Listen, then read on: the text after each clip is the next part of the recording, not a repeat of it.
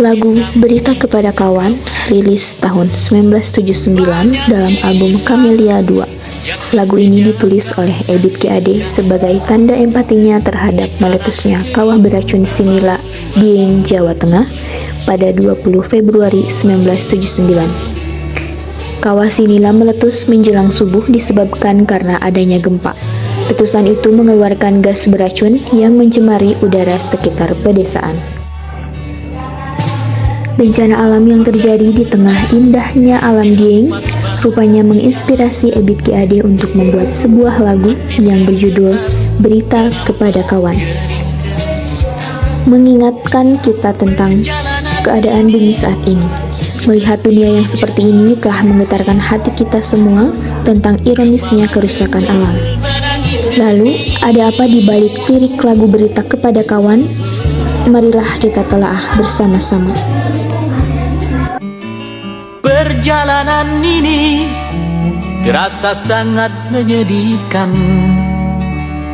Sayang engkau tak duduk di sampingku kawan.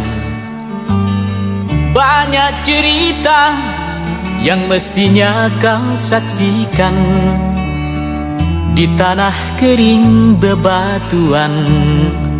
Perjalanan itu diandaikan sebagai suatu kehidupan yang sangat menyedihkan.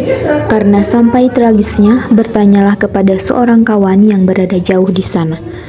Mengapa engkau tak duduk di sini, menyaksikan semua ini bersamaku?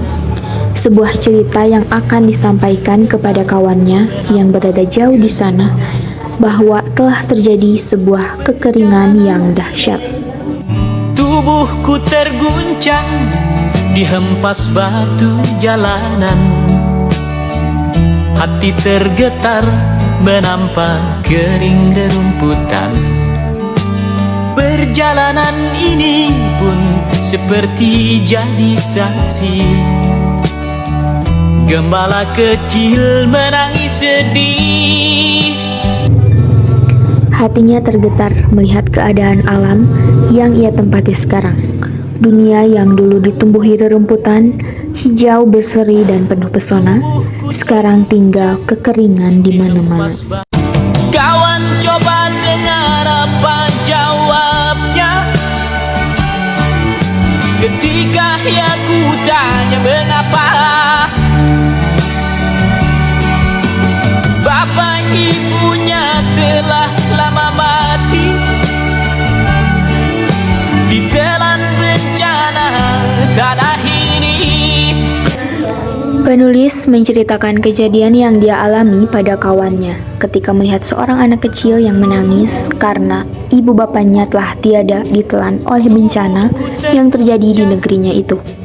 Sesampainya di laut, ku kabarkan semuanya kepada karang, kepada ombak, kepada matahari. Tetapi semua diam, tetapi semua bisu. Tinggal aku sendiri terpaku menatap langit. Ini merupakan sebuah perumpamaan bahwa ketika ia mendengar akan hal tersebut, ia sampaikan kepada semua orang yang ada di sekelilingnya, termasuk pejabat dan perangkat pemerintahan. Namun, tidak ada respon dari mereka, hanya diam, acuh, dan tidak memikirkan nasib mereka. Penulis kehabisan akal, tidak tahu lagi harus berbuat apa, hanya pasrah kepada Tuhan yang Maha Kuasa. Barangkali di sana ada jawabnya. Mengapa di tanahku terjadi bencana? Mungkin Tuhan mulai bosan melihat tingkah kita yang selalu salah dan bangga dengan dosa-dosa. Atau alam mulai enggan bersahabat dengan kita. Coba kita bertanya pada rumput yang bergoyang.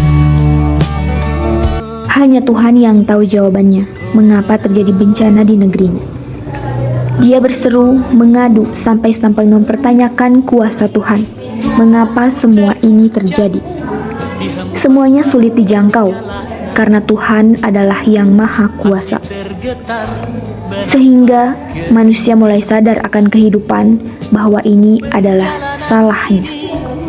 Karena tingkah laku yang selalu salah dan bangga akan dengan dosa-dosa.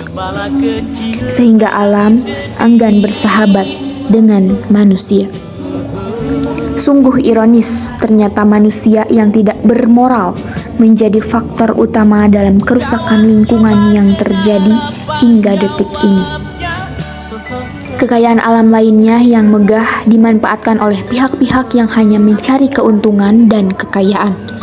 Mereka tak memperhitungkan lingkungan alam yang akhirnya menjadi rusak demi kepuasan bisnis dan usaha serta mengejar kekayaan.